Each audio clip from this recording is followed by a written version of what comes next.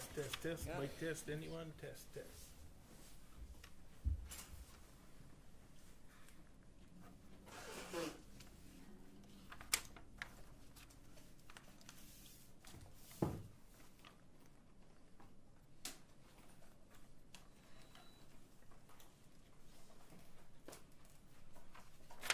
Turn it on. That's all I need. Hey Siri, text message.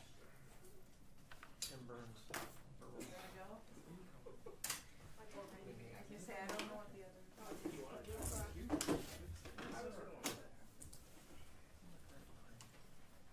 I'll give you some. You're kind of like me. Put it right behind you. I don't have it.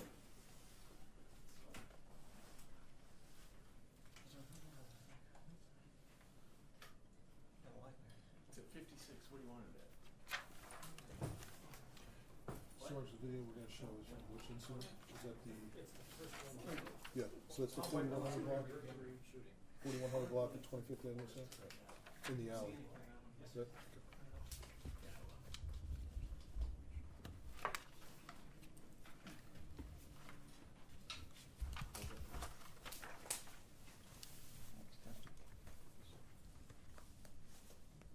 You call, tell him it's Rob.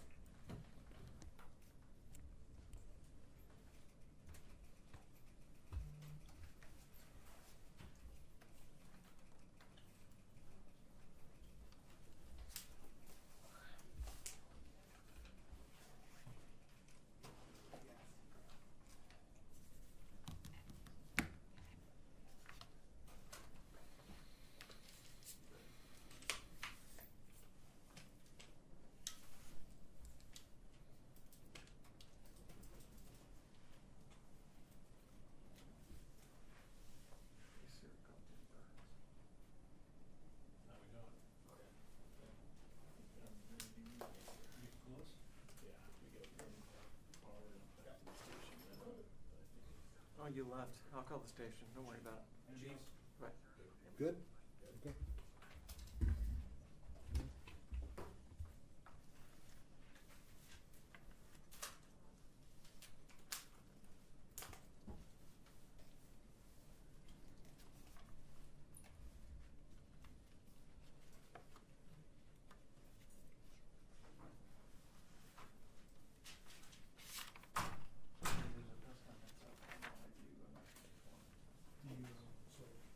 Yes, sir. Yeah.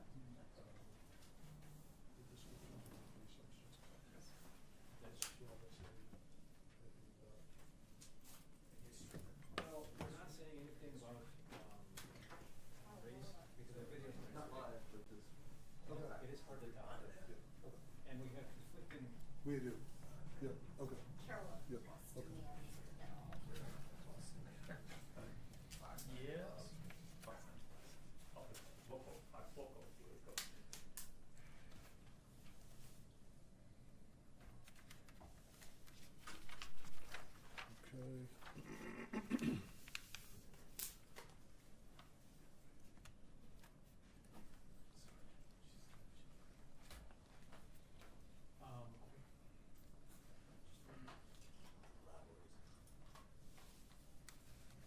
Well, so I need this to be full screen. On your computer? I just love my computer. No, I'm there, because we're going to show it to the video.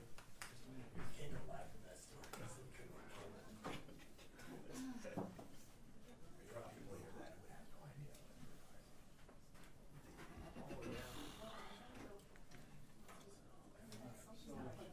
Right, is that what I did? Okay. They did.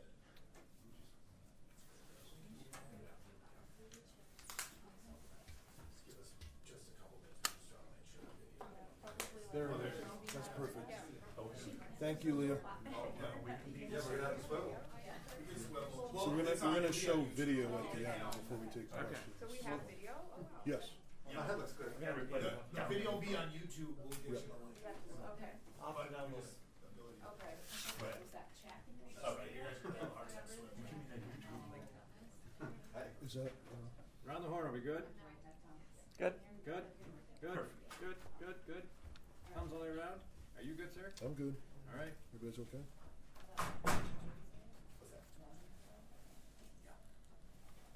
Okay, start? Okay. Good afternoon. Thank you for being here today. I want to address two different issues. I'll start off by giving a brief statement regarding the death investigation of Allison Lucier. And then I also want to move on to a number of crimes that occurred earlier this morning, release some information that we need so that the public can help us solve these, and also show you all a video from one of the crimes. I want to offer brief remarks regarding the tragic passing of Allison Lucier last year. First and foremost, we want to express our deepest sympathies to Allison's family, her friends, and her loved ones. This case has been an incredibly difficult and painful time for those who have cared about her, and I'm certain that a lack of certainty over how her death occurred is even more painful. This case has been challenging for the investigators and for the prosecutors that have been assigned to collaborate throughout this investigation. We understand concerns that have been raised, and we want to be as transparent as we possibly can while respecting the integrity of this ongoing investigation. I'll give you a brief overview. On February 22nd of 2024, just before 3 p.m., the Minneapolis Police Department was alerted to the death of Allison Lucier. She was found by her caretaker inside an apartment, and the evidence suggests that she had died several days before being discovered. The Hennepin County Medical Examiner's Office conducted an autopsy and determined that Allison had significant amounts of fentanyl and methamphetamine in her system. She also had suffered a subdural hematoma on the left side of her skull. However, the medical examiner has ruled the manner of death as undetermined. When a case is classified by the medical examiner as undetermined, it becomes significantly more difficult to prove that a homicide occurred. Despite this, the MPD has thoroughly investigated this case. The MPD has presented this case to the Hennepin County Attorney's Office for consideration of charges, and we have been in continuous communication with the prosecutors assigned from their office. We remain committed to pursuing justice for Allison, and we will fully participate in any additional requests from the Hennepin County Attorney's Office. Additionally, we have been consulting with the Bureau of Criminal Apprehension regarding the possibility of an independent review of this case. At this time, because this remains an open and active investigation, we cannot provide further details. However, we want to assure you that our department has taken this case very seriously, and we will continue to work diligently alongside prosecutors and other agencies involved. There have also been questions regarding previous domestic incidents and reports filed involving Allison and her partner. Because the manner of Allison's death remains undetermined, it is difficult to draw any conclusions regarding any connection between her death and those past incidents. However, I want to assure the public that the MPD handled those cases in accordance with established policy and the law. I also want to emphasize that despite what's being said, our police officers and our investigators care very deeply about finding justice for Allison and for every victim of crime in our city. And I am confident they've done all they can with the resources they have been afforded. I understand this case has generated significant frustration, and it's exacerbated grief among those who knew Allison. Investigating cases like this is never easy, neither for the loved ones left behind, nor for the professionals that are working tirelessly to try and find answers. The MPD remains committed to pursuing justice, and we will continue to cooperate fully with our law enforcement and prosecutorial partners to ensure that all appropriate legal avenues are explored. Next, I want to acknowledge the alarming and violent series of incidents that occurred in our city earlier today. Between 5 a.m. and 6:50 a.m., the Minneapolis Police Department responded to 6 separate incidents, including aggravated robbery, burglary, carjacking, and 2 shootings. These incidents unfolded across multiple locations within the confines of the 3rd Precinct. Witnesses reporting that the suspects, 3 to 4 males, were all traveling in a white sedan. Given the severity of these crimes and the imminent threat to public safety, at 5:41 a.m., we activated our robbery response protocol.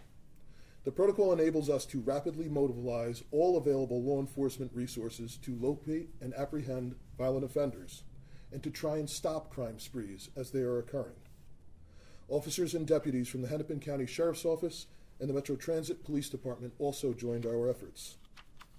To summarize, these are the key incidents that we believe are linked, and all the specific information regarding these incidents will be provided in the written press release. This first incident is one in which we're going to show a video from this at the end. First incident was a burglary and a shooting that occurred in the 4100 block of 25th Avenue South, where a 54-year-old man was shot while inside of his home. Second is a carjacking at gunpoint on the 5100 block of 34th Avenue South. Then 2 additional burglaries were reported in the same area as suspects forcibly entered garages. An aggravated robbery and shooting then occurred on the 2300 block of 32nd Street East, where a 25-year-old man suffered a gunshot wound. The last incident is a shots fired incident where suspects were seen exiting a white sedan and discharging a firearm. While no arrests have been made at this time, we have made significant progress. I want to be clear, this investigation remains in its preliminary stages and is active and ongoing.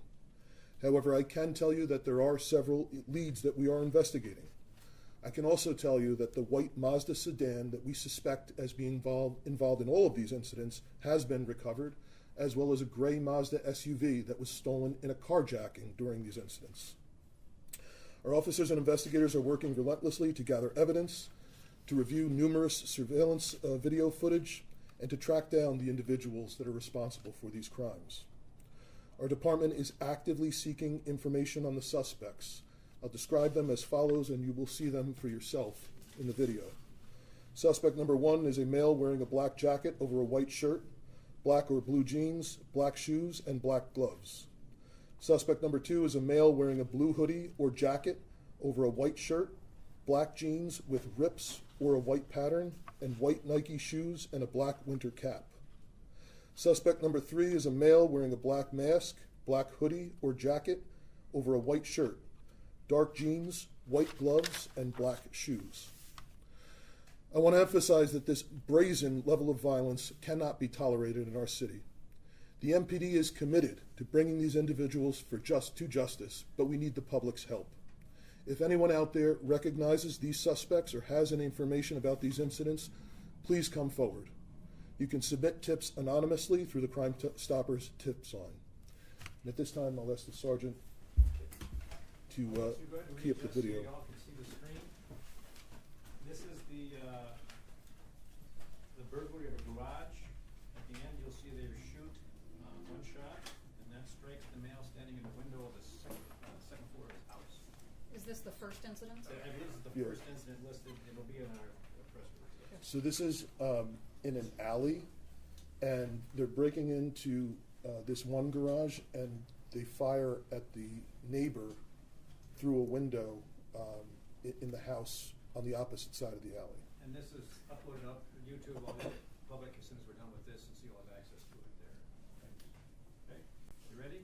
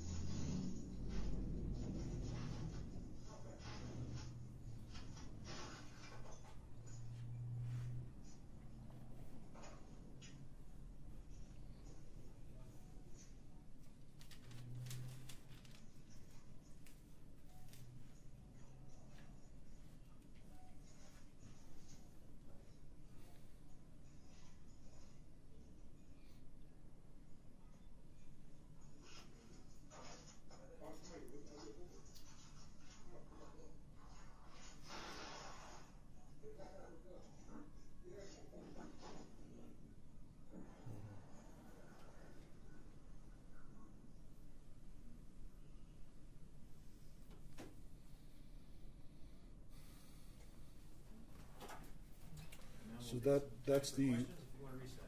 yeah, That's the white Mazda that the suspects were using. That vehicle has been recovered, as well as a gray Mazda SUV that they carjacked in one of these incidents. So that single shot that we see Mhm. fired Goes through a to the window and strikes the neighbor on the opposite house, the house opposite from the victim's garage. And if you listen to the video, you'll hear them say, "Oh, someone's looking out their window," and he fired the shot. So what, did he hear commotion and look out the window? Heard commotion, looked out the window. More than one suspect pointed a gun at him. One of them pulled the trigger once, and it went through the window and struck him. What's Where did he hit him? connecting all 6 of these? Other than garages being targeted for burglaries, this does appear random. This does appear to be a random crime spree. This is so inconspicuous, though. Like, Yes. Why are they Yes. choosing these? We have nothing was taken from this particular incident here, and we don't have any information to connect them other than it is the same suspects in the same vehicle. And when you see the suspects kicking at a door off camera, that's to get into a garage? Yes. So they enter the garage and take nothing? Nothing was taken from that one. No. Did they take anything at the other incidents? I don't have, well, they took a vehicle, they took a Mazda SUV, and the full details we have in the written release, I just don't have it in front of me. And this was the man in his 50s that was shot, correct? Yes, 54-year-old man, shot inside of his home, Inside his home. through the Was window. he hit in Yep. the head? Sarge, I know this is non-life threatening. Was it in the, He was struck in the face. he was struck in the face with a non-life threatening injury. Should we take that to mean he was grazed? I don't know that. I don't know that for sure.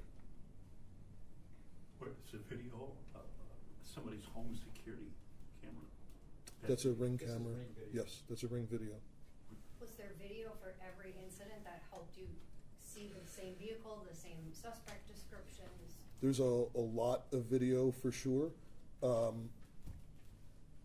don't know if we have from every scene, but there is a lot of video, both from the scene and then surrounding the scene that are relevant to the investigation. And just, was it, I can't remember if Liz, you just asked me, but this individual was struck in the jaw, left side of his jaw. By that one round, it ricocheted and also struck him in the left shoulder.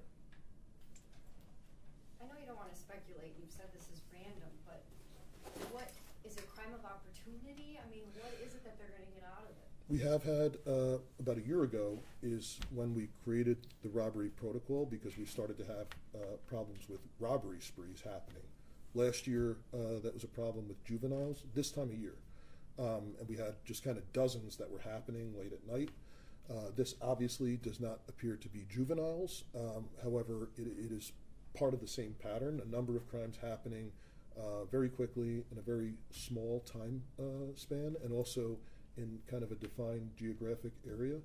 But we don't know as of yet what the motivation for this was or what is connecting any of these garages other than just random opportunity. And certainly it's totally random that a man looking out of his window to hear a noise then gets shot in the face. I feel like you've talked about this before, just the complete disregard for human Yes, life. absolutely. Are you still seeing this? Because we're seeing it, I feel like we just saw this video. This is brazen, and it is absolutely disregard for human life, as is every shooting that we have. But the difference that I would say between the vast majority of shooting incidents that we have is that they're a lot more personal, that it tends to be confined to both shooters and victims of shootings, who oftentimes there is a relationship, and oftentimes they're just as likely to be engaged in a shooting as they are to become a victim of a shooting themselves. That is different from what we're seeing here. This is a random act of violence from someone who simply looked out their window, and it does seem like these other crimes are also random acts. They are not targeted. Oftentimes, shootings here are targeted. They're personal. It's a result of some sort of dispute or altercation. That's not the case with these. So you don't believe this is related in any way to the carjacking incident we had over the weekend involving the juveniles? No, not that one, no. However, I do believe that there may be other incidents these individuals are responsible for. It's not limited to these ones this morning, but I'm just not able to provide details on that at this time. Do you have a time frame on that? If they're potentially connected to other incidents, how far back Other are we incidents, talking about? other incidents earlier today. Yes. Other incidents earlier today. Yes. Just from today? We suspect. Yes. These ones we know for sure. That vehicle and these suspects we believe are responsible. But it is also possible that other incidents have also been committed by these same suspects today. How common are break-ins in the areas that you saw this morning? We do have problems with garage break-ins and garage burglaries. That's been an issue in the 3rd precinct for sure. And different things generate that. Sometimes it's people that are just looking to get inside and be somewhere warm, and other issues play into that. This seems different than the typical burglary problem that we see. This is different, for sure. Can you provide any more detail about the injuries of the 25-year-old male that was also shot later in the morning? I'm looking, Sarge, do you have it in front of you? That was potentially life-threatening.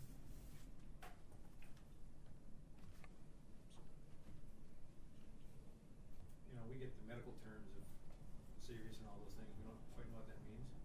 But yeah, it's potentially life-threatening. Where was he He struck? was shot in the chest. Yeah, it was in the chest, the 2300 block of 32nd Street East, 25-year-old male. Are people cooperating with you at any of these addresses? People- How much are people talking? People in this case have been helpful, yes. Victims have been helpful as best they can. But what we need is people from the public who recognize those 3 individuals, any of them, to come forward and give us information, or if they've seen that car around. While we have recovered it, we do need help in identifying those 3 people. We will find them, but it'll be a whole lot faster if the public helps us. You're always pretty candid about violence and crime and that, but nothing must surprise you anymore when you see something as brazen or... Yeah. It's disturbing. There's a lot of this stuff, unfortunately, that's disturbing. And a lot of it, too often violence is normalized because it tends to affect, people that are, again, that are just as likely to be committing crimes as they are to fall victim of it. All of it is wrong, for sure, but certainly, it generates a lot more fear in the community when it's just random like this. And that's why it's so important that we identify these people. So anybody who has information, please provide it.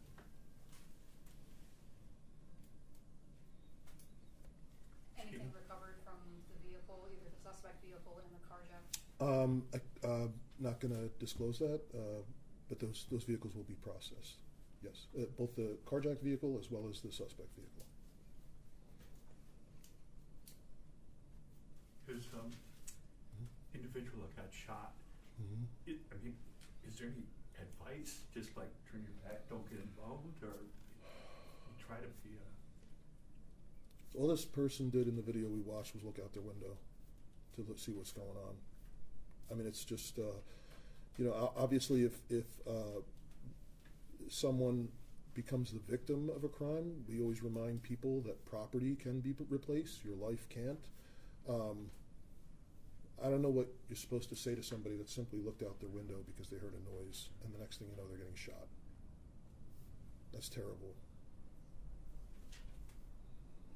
You mentioned sprees like this maybe last year. Yes. Can you at all quantify or maybe categorize how that has looked so far lately? So since last year, when it peaked, I would say February and March, in that time frame, we enacted this robbery response protocol. What happens there is we call for the sheriff's office, we call for Metro Transit, we ask the state patrol if they can send their helicopter, and citywide we shut down non-priority responses to 911 calls, and we flood the areas with all police officers that are on duty from around the city, very, very visibly, both obviously to try and identify and locate the suspects, but if nothing else, to deter them from continuing in these sprees. So that protocol, the data shows, has been helpful in that when we do have these sprees, they tend to be fewer than what we had today. But again, today was different. I mean, this was usually what was happening in the past were street robberies. When someone's robbed in person, they're aware of it right away, obviously, because property is being taken from them. Some of these cases where burglaries are happening, not necessarily a person is aware when the incident occurs. So once after the second shooting occurred, that's when we knew immediately that we had the same suspects involved in more than one incident, and the protocol was enacted. So I would say generally the protocol has been successful in trying to do the best we can with all of our available resources to either stop these sprees as they're happening and make arrests, but if nothing else, try and alleviate as much as we can the problem. So this would be the first spree of the year, or was that? Yes, the first time the protocol's been activated this year. Yes. Yeah, 'cause I get notified whenever they do, and I can't recall offhand the last time we've had to do this.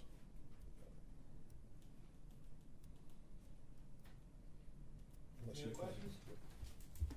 Just to the question about what was taken, as you know, you don't always know what was stolen until you go back later and like, oh, so maybe things were stolen that the owners just didn't realize it at the time. Those do get reported to us later on. As of right now, we don't know of any loss. Other than the vehicle. Other than the the carjacked vehicle. vehicles. Yeah. Are you releasing photos of the suspects, or just the standalone Well, video? I mean, I have snaps that come from this video, but they're very grainy. So whatever your IT can do to extrapolate from the video that's there, I'm assuming that YouTube would be fair more quality than what I'm going to produce, and I can send you what I have, but if they're not good. Have you guys identified them? Do you know? No. Do they look familiar to you? I'm not going to speak to that. I'm not going to speak to that further. Yeah. Just to be clear, we need the public's help, for sure. Thank you. Good, thank you.